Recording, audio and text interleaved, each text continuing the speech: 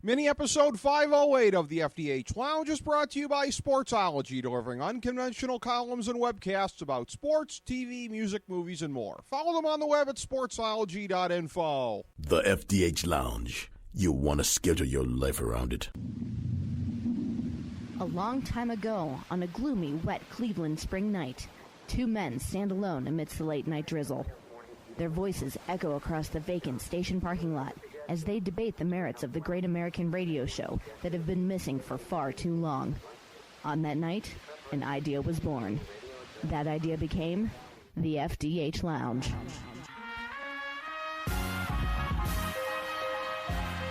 Welcome to the FDH Lounge. Welcome to the FDH Lounge 8th anniversary celebration. This is FDH managing partner Rick Morris, and today we're honoring our greatest guest, Bob Barker, with a clip from each of his 5 appearances on the program.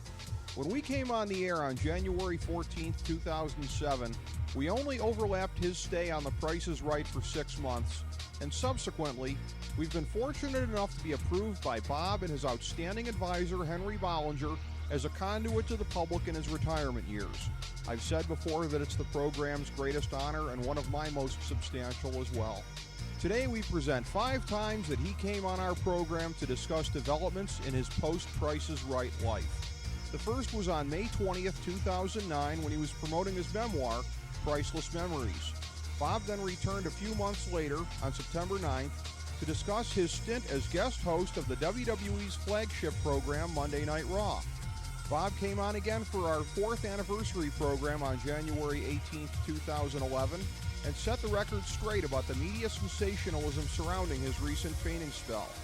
Later that year, on October 20th, Bob spoke about his prophetic warnings that had gone unheeded, leading to the Zanesville Animal Massacre. And on December 17, 2013, Bob reflected on his amazing 90th birthday celebration on The Price is Right.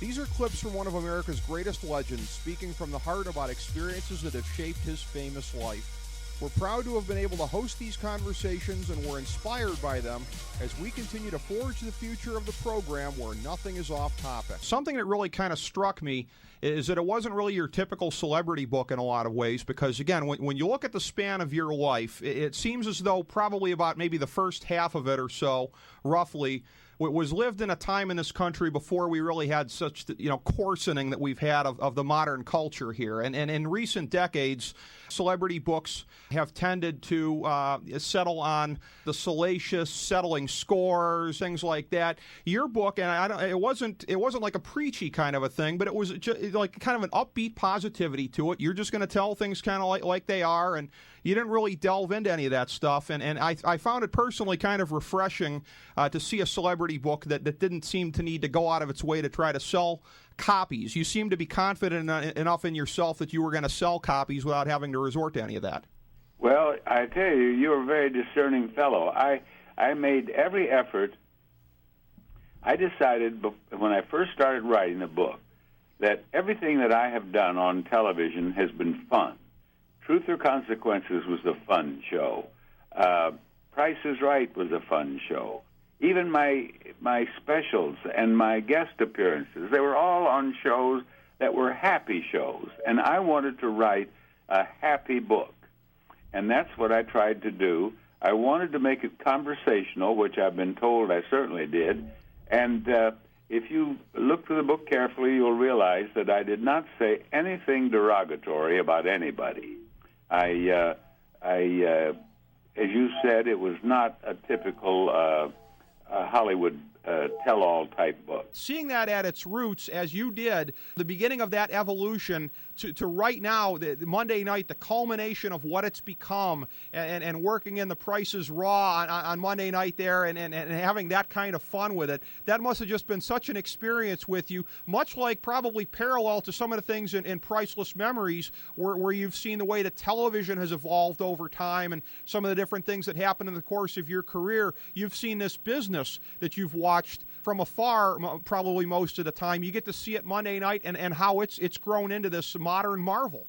Absolutely. I did see Gorgeous George at that time do a completely new and different thing. He was in the vanguard. He was the first of these wrestlers to have an act. He he before that it had been pretty straight wrestling, but he made it a show. He really did, all on his own. It became a show the moment he entered the arena. And now, that experience for me, I went to Chicago to do it. Mm-hmm. And I tell you, Vince McMahon, he is one very bright, very sensitive promoter and producer. He was right in the middle of everything, and he's put together a group of young people, and they are real pros. I don't mean the wrestlers now. I'm talking about his staff and his technicians. And those wrestlers, each of them has a personality, and he plays on that. He has his own music. For example, on a couple of occasions, I talked first with the wrestler who was already in the ring. Mm-hmm. And then I would say, and now, believe it or not, your opponent is, and I wouldn't say his name, and he wouldn't come out. The music for him would come on, and they'd start screaming. They were either for him or against him, and then he'd come on. They know him so well that they're identified by their theme songs. But it's a production. You just have to be right in the middle of it to really appreciate it. And on that note, Bob, what was the one thing that may have surprised you most going into doing Raw that you didn't think about beforehand after seeing the entire production take place? Well, when I went into it, the show was formatted, and of course I started it playing a pricing game. The things that developed during the show gave me an opportunity to do the same thing that I did when I was doing the television Price is Right. The wrestlers gave me an opportunity to have real fun. There's a great young fella. His name is Chris Jericho, mm-hmm. and he was one of the contestants in the pricing game. And he came in there looking positively sinister, and he went down to contestant's row, and he won his way out of contestant's row. And instead of going toward the ring and to do this wrestling, he had to wrestle then for another prize. He came up on stage and just approached me, and came right up, in my face. And he said, "You're not treating me with respect." And I said, "I'm respectfully asking you to get back down there in contestant's row." But then I said, "Now listen," I said, "your mother is not going to be proud of the way you're behaving now." And then I turned to the audience after he said something else. I said, "He is being a naughty boy, isn't he? Isn't he?" And they loved that. And then I said, I'm afraid now, Chris, that if you don't get down there and behave yourself, I'm going to have to take you over my knee." And he finally got down there. And after he came back to me backstage, he said, "Man," and he was straight-faced and sinister, as I said. And he said, when you pulled that line that you were going to take me over your knee and spank me, he said, I could hardly keep from smiling myself. He said, I really had to try to work on being tough. But things like that happened throughout the whole evening. Ad-lib situations in which you could really have fun. And that's what we did on Price for 35 years. And I loved it. I loved every minute of it. As great as it is to be Bob Barker most of the time, maybe the exception to the rule is whenever something happens and it gets sensationalized. You did have the fainting spell, I guess, back in September, and that had a tendency to really get blown out of proportion, it seems like. Why don't you take the opportunity, Bob, set the record straight, because clearly anybody can listen from talking to you. You're as strong as you ever were. Oh, yes, I feel fine. I thank the good Lord. I've been blessed with good health. I went out to a shooting range, and I was given a new 38 revolver, and I went out to fire that, and with a friend of mine, was Roger Dobkowitz, who used to produce Price is Right. And it was a really hot day, and we had to wait, and finally when we were ready to go, I was hot and tired from waiting, and I think I was probably dehydrated, and then I put on a pair of these protect your ears. You know, they're like earmuffs, and they were really tight, and I just slowly started collapsing. I realized that I was going to, and I just kind of knelt down, and they put me in a chair, and I sat there, and they called an ambulance, and I told them I was going to be all right, but they insisted, and so they put me in the ambulance and took me over and checked me out, and they agreed that it was probably some dehydration plus the things on my ears kind of disoriented me, and I was fine that evening, as a matter of fact, but I was fine the next day. I was on my feet doing it. In fact, I worked out. So it was no big deal, but as they do a lot of things, they made a big deal of it. Down in Zanesville, that tragedy yesterday that we saw with the animals and the kind of really non-existent and shameful lack of oversight here in the state of Ohio that leads to something like this.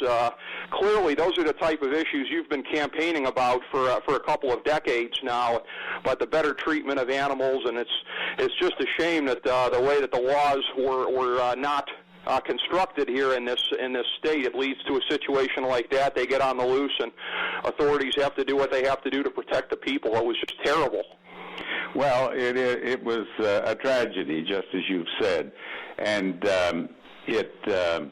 there's some interesting sidelights to this. Well, one thing, let us hope that the enormity of this tragedy will cause the states that do not have laws or do not have adequate laws about wild animals, that they do something about it. These collectors, as this man was, he had 56 animals. 49 of them were killed. The others ended up in zoos. The enormity of this brings the attention required to do something about it and prevent something like this. Now, they're lucky that someone or several people weren't killed, because with these wild animals running all over the area, it could have happened so easily. And 25 of our 50 states have no laws regarding collecting wild animals or inadequate laws. And those 25 states have got to do something about it, or there are going to be more animals killed and more deaths of human beings. And Ohio is one of the 4 worst states in the entire country so far as animal law for wild animals, that is. Ohio, Oklahoma, and Missouri, and Nevada are the 4 bottom of the whole barrel. And let's hope that this will cause people to start demanding protection. And another thing that's interesting, this fellow, among his 56 animals, he had orangutans, he had cheetahs, and he had chimpanzees. Now, most collectors can't get their hands on them. Where did this guy get them? I know that Ed Stewart and Pat Derby of the Paws Sanctuary are going to go after it, and they're going to find out where he got them, and they're going to follow the paper trail right back to where he actually laid his hands on them. Did he buy them from a zoo? That zoo will be in trouble if he did. Did he get them from an illegal breeder? Let's hope they get him if they do, if he did. But it was just an appalling thing. Last week's 90th birthday celebration with the Price is Right return, it was a very, very special moment. I saw all of the footage and some of the behind-the-scenes footage that went up on the Internet afterward, and it looked like a great day. Did it really completely live up to your expectations? It was one of the most heartwarming days of my life. They were so nice to me, so good to me, everyone on the show, from the producer right on down, everyone. And the folks came down from upstairs and said hello to me. The new head of daytime came down. Everyone just did everything they possibly could to make it a a nice day for me, and they certainly succeeded. Oh, that's outstanding, because that's exactly the way that it came across on TV, and certainly the good vibes of the people there and the guests that were on the show, and particularly one of the contestants, Gail, with how she did there towards the end. It was very, very clear how much you have meant to people over the years in watching some of that footage. Well, thank you. I tell you, it's meant a lot to me over the years. I enjoyed every moment of it. I've been blessed. I had 2 shows, Truth or Consequences and Price is Right. I did them for more than 50 years and never got up one morning and thought, oh, I don't want to go to the show today. I loved it. I had fun, and I am grateful to the good Lord for making it possible for me. I have great sympathy for anyone who dreads going to the office or to his job, who looks forward to the weekend, looks forward to the vacations, looks forward to retirement. And that's a tough way to live. As we bring the show to a close, we would like to extend our deepest gratitude to NBC, CBS, ABC, Fox, all Clear Channel affiliates, TNT, TBS, USA, UPN, Deadspin.com, YouTube.com, YTMND.com, MySpace.com, various blogs, Fox News, CNN, CNBC, MSNBC, IamBoard.com, Billboard.com, Google.com, ESPN, ESPN2, ESPN News, ESPN Classic, NBA TV, NFL Network, Sports Time Ohio, Athlon Magazine, Comedy Central, Cartoon Network, The Boomerang Channel, QVC, BET, The Spice Channel, Steno Notebooks, Manwich, Papermate Office Supplies, waitresses, strippers, bartenders, garbage men, janitors, microwave popcorn, the writers of The Office, Scrubs, Entourage, My Name is Earl, Oz, Metalocalypse and the Boondocks, Aquafina, and the Periodic Table of Elements.